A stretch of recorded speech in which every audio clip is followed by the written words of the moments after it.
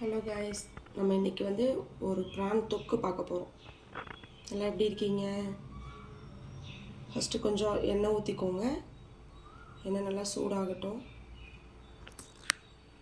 Okay, எண்ணெய் நல்லா காஞ்சிருச்சு. இதில் வந்து ஒரு அரை டீஸ்பூன் மட்டும் சோம்பு போட்டுக்கோங்க.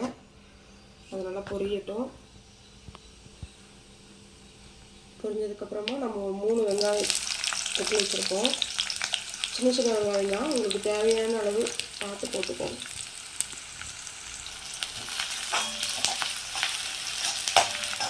நல்லா வெங்காயம் பொரியட்டும்.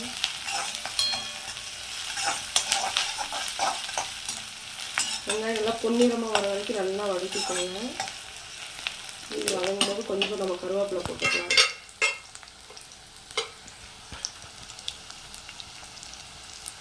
கருவேப்பிலை போட்டு நல்லா வதக்கணும்.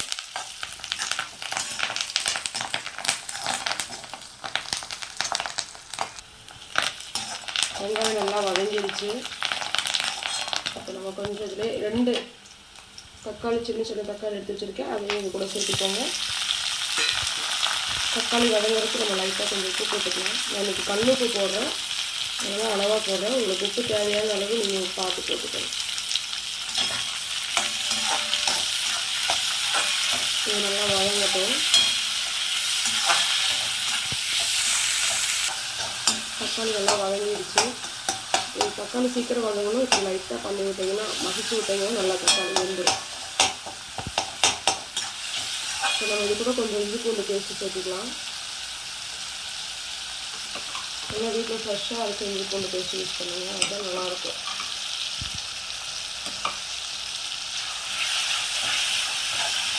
அதை ஊற்றிட்டு நல்லா கலக்கிடுவோம். இந்த மாதிரி அடி பிடிச்சிடாமல் இருக்கணும். அதனால் சிம்மில் வச்சுக்கோங்க. மேக்ஸிமம் சிம்மில் இஞ்சி பூண்டு பேஸ்ட்டு போட்டு சிம்மில் வச்சுட்டிங்கன்னா அடி பிடிக்காது.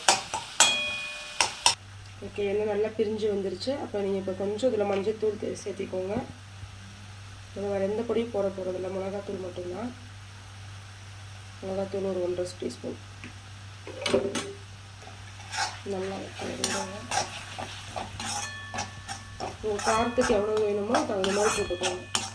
ஏன்னா நம்ம இதை தொக்கு மாதிரி தான் செய்ய போகிறோம், அதனால் தண்ணி எதுவும் ஊற்ற போகிறதில்ல. ஓகே, இப்போ பார்த்தீங்கன்னா நல்லா மசாலாலேருந்து எண்ணெய் நல்லா பிரிஞ்சு வந்துடுச்சு. இப்போ வந்து நம்ம இதில் வந்து ப்ரான் போட போகிறோம். நம்ம இன்றைக்கி 1/2 கிலோ ப்ரான் எடுத்துருக்கோம். உக்கடத்தில் போய் நம்ம வாங்கிட்டு வந்து சுத்தமாக க்ளீன் பண்ணி வச்சுருக்கோம். ஓகேவா?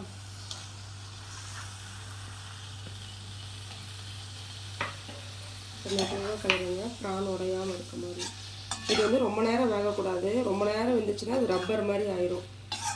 ஒரு 5 to 10 மினிட்ஸ் தான். இதில் நீங்கள் தண்ணி எதுவும் ஊற்ற வேண்டாம்.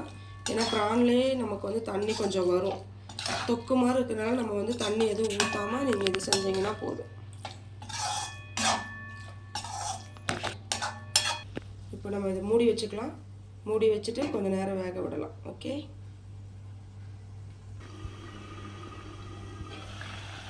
பார்த்தீங்களா எவ்வளோ தண்ணி இருக்குன்னு. நம்ம தொக்கு மாதிரி தான் செய்ய போகிறோம், அதனால் நமக்கு தண்ணி தேவைப்படாது. நல்லா ட்ரை ஆகணும். சும்மா திரும்பவும் நல்லா கிளறி விட்டுட்டு கொஞ்சம் ஃபாஸ்ட்டாக வச்சு திரும்ப க்ளோஸ் பண்ணிக்கலாம். இந்த இதில் வந்து உங்களுக்கு உப்பு காரம் அதெல்லாம் ஓகேவான்னு பார்த்துட்டு வேணும்னா கொஞ்சம் போட்டுக்கோங்க.